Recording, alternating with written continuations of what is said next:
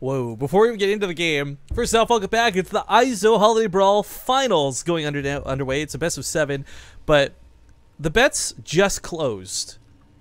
Who do you think's got, like, what do you think's up here before you read the numbers? One-sided, kind of even, Gumiho, One-sided Lilbow? for Gumiho. You would be wrong. It's actually 27,000 Partoofs placed on Gumiho with 24,000 on Lilbow. What? So we got the Foreign Hope really repping hard here. It might be down 1 at the moment, but I mean, he did play that game up fairly well, so we'll see if we can bring it back. Getting into these intros, spawning in the top right corner of the map. No longer on FXO, man, that's been a while. It is, of course, Invasion's Blue, Terran Gumiho. 6 name changes later, and he sticks with it. Yeah. In the bottom left, as the red Protoss, it's Lilbow. You know, it very well may just simply be the fact that you're like, this is my North American account. Like, whatever. Yeah, here's what changing it. Like, the effort it would take to go to the page on Blizzard and, like, log in. Maybe, like, click 3 buttons. Like, no, it's not worth it. No.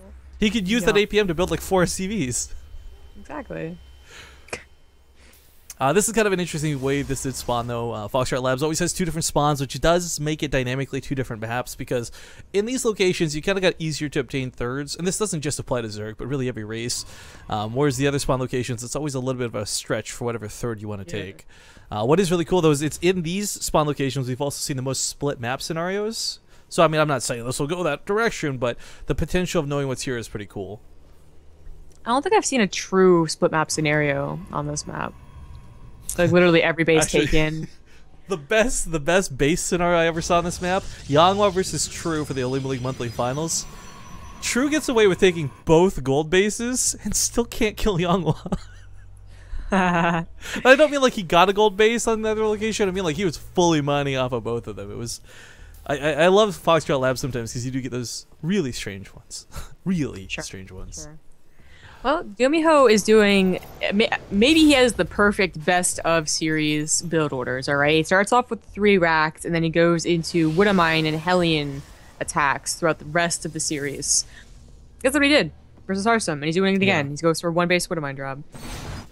I mean, 1 base Widowmine jobs as well, it's not like they are bad objectively speaking. Like, regardless of what Protoss player you're coming up against. Like, let's say it's a barcode and you don't know whether it's rain from Lilbow, but they're not a bad opening because they do kind of help cover your ass for a lot of things, and of course can be very volatile if Protoss players not prepared for it. Absolutely. And with Foxtrot being like it is in these positions, it's quite hard, you know, there's not going to be a good force field stopping the Hellions from running into your base. Well, I guess if you get on the ramp, but the ramp is so far forward, you usually don't. It's more about getting that like good SimCity around the probe line to stop the Hellion from actually dealing damage. Not going to be the case on Foxtrot, or maybe I'll just kill the Hellion right now and that'll relieve that stress. Well, the nice thing about the Hellion is it is fast, kind of like a Reaper. It can dart around and scout, and it might just get up here in time to see the Stargate. Back at home, though, the Marine count is just barely going to be enough to deal with the Mothership Core harass. It's so annoying trying to deal with that. But Hellion, I mean, is basically useless right now, so you don't have to worry Did he? about it. Oh, he did go up the ramp. Yeah, that kind of sucks. Yeah, a little bit.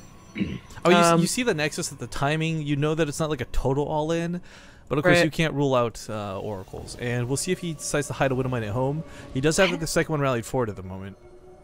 See, what was so nice about like what he had against Hearthstone was that since it was a proxy on 1 base, it attacked actually the similar times where you weren't boosting across the map. But with how late this Oracle is, like quote-unquote late, it actually will only be here for of course, he has to use it for detection, so he's probably not going to send it across the map. But he's not seen anything yet. He hasn't even seen a single supply depot or a barracks, much less a factory to know this is coming. Oh, that's true.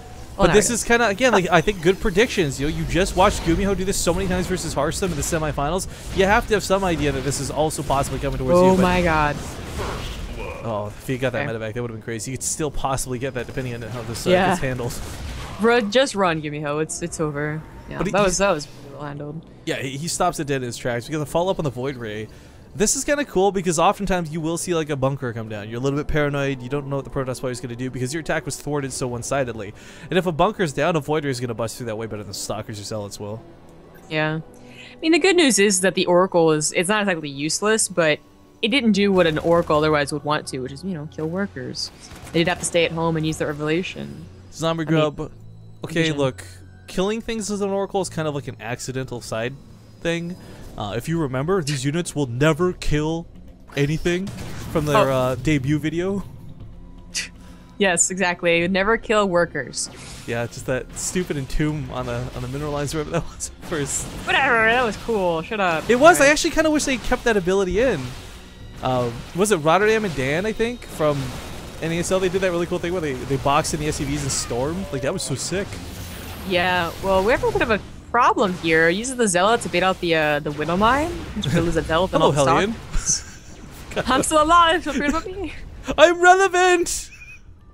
Actually saved the command center, thank goodness. Yeah, just barely, and it's still not even safe Yeah, yet. The Void could Ray you might just come repair finish it? us off. Okay, good. Oh, he catches all the Marines in the Time Warp too. The problem is this Widow Mine's coming off cooldown here in just a second, and what does it go on? If it targets the Void Ray, it's not going to kill it, but it will make it very low. Oh, but the SCVs! Oh, the splash damage is going to kill so many of the SCVs! No. Oh, goes off with the one thing in the back. What the hell? Good game's going to be called. Lilbow will take game number 2, shutting Gumiho down from an all kill. Nice. I feel like that one of my shot had to have been targeted. Like, he knew he was going to pull into it. But okay, so tied up 1-1. As we said, guys, we're going to take a small ad break. So 2 minutes of ads coming at you. Stick around.